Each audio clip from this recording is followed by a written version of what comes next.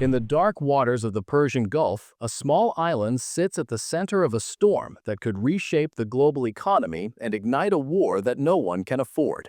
Kharg Island, barely 8 kilometers long, barely a dot on any world map, is the beating heart of Iran's economic survival. And right now, it is in the crosshairs of the most powerful military force the world has ever known. The tension between the United States and Iran has been building for decades through sanctions, proxy conflicts, and diplomatic breakdowns.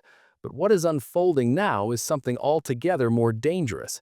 American forces have already carried out airstrikes on military installations on Kharg Island, hitting dozens of targets, missile storage areas, defense infrastructure, command facilities. And now U.S. President Donald Trump has gone further, confirming in an interview with NBC News that U.S. strikes had, in his own words, totally demolished most of the island's oil infrastructure. And in language that chilled analysts across the world, he added that American forces may hit it a few more times, just for fun. Just for fun. 2 words. An island. The fate of the global oil market.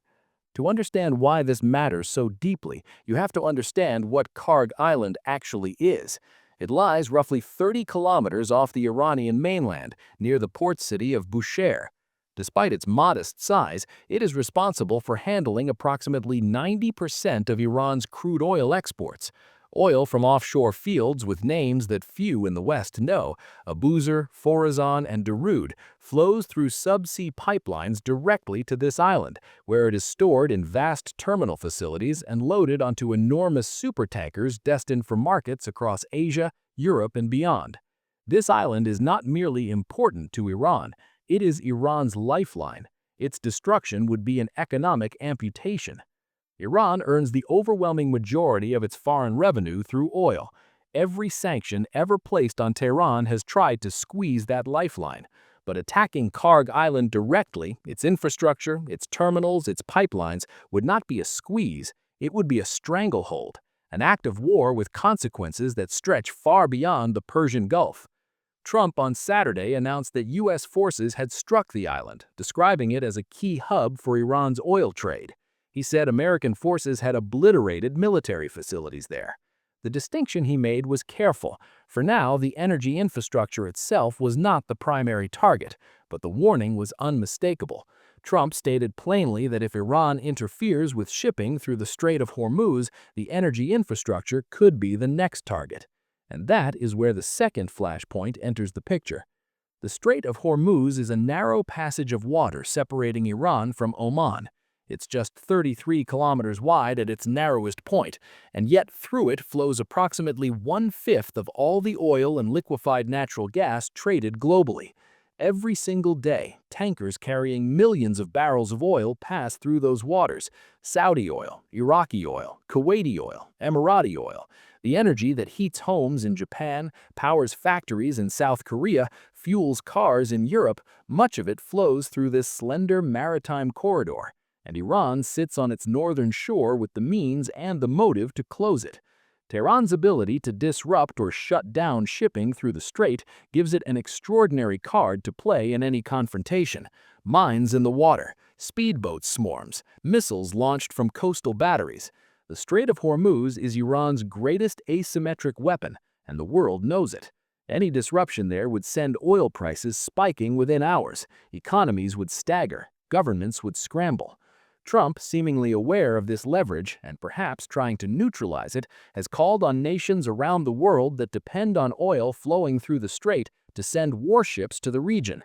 In a post on his Truth Social platform, he wrote that the countries of the world that receive oil through the Hormuz Strait must help take care of that passage. He named specific nations he hoped would respond: China, France, Japan, South Korea, and Britain. He promised U.S. coordination, assuring that everything would go quickly, smoothly, and well. It is a remarkable geopolitical maneuver. Trump is essentially trying to internationalize the security of the strait, to distribute the burden and the legitimacy of keeping the channel open. If China sends ships to guard waters where American forces are also operating, the dynamics of the confrontation with Iran shift dramatically. If Japan, which imports vast quantities of Gulf oil, plants its naval flag in the region, the message to Tehran becomes multilateral rather than unilateral. Meanwhile, Western nations have been quietly but steadily increasing their military presence in the eastern Mediterranean, a theater that connects directly to any escalation in the Gulf. This is not posturing, this is preparation. Back on Kharg Island, the stakes could not be higher. Trump's phrase, "just for fun," may have been improvised bluster, or it might have been a deliberate signal of American willingness to inflict pain without remorse. Either way, the phrase has landed in capitals around the world with the weight of a threat.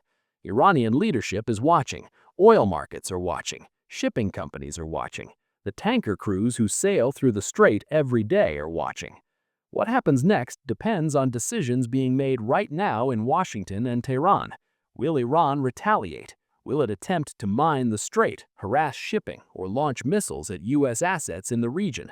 Or will it absorb the humiliation of the Kharg strikes and look for a back channel to de-escalate? And on the American side, will Trump follow through with his bravado, or is this a pressure campaign designed to force Iran back to the negotiating table? History offers no comfort here. Conflicts in the Gulf have a way of escalating beyond the calculations of any single actor. The region is a web of oil, faith, alliance, and grievance, and it has been this way for generations. The world has been here before. Tanker wars in the 1980s, brinksmanship in the 2010s, drone strikes and cyber attacks, and proxy skirmishes. Each time the world held its breath. Each time the spiral slowed before it became something uncontrollable. But this time, there's a new variable, a president who speaks casually about striking a critical piece of global energy infrastructure just for fun. A small, vital island in a large, volatile sea, and a choke point through which the lifeblood of the modern world flows every single day. This is not just a story about Iran and America. This is a story about the fragility of the systems we depend on, the pipelines and tankers and shipping lanes that keep the lights on and the engines running across the entire planet. And right now, those systems are sitting very close to the edge. If you found this important and want to stay ahead of stories that shape our world, please take a moment to like this video. It helps more people find this channel. Share it with someone who needs to understand what is really happening in the Gulf right now. Drop your thoughts in the comments below. We read every single one, and your perspective genuinely matters. And if you haven't subscribed yet, hit that subscribe button and ring the notification bell so you never miss another video like this. We'll keep bringing you the stories that matter, told the way they deserve to be told.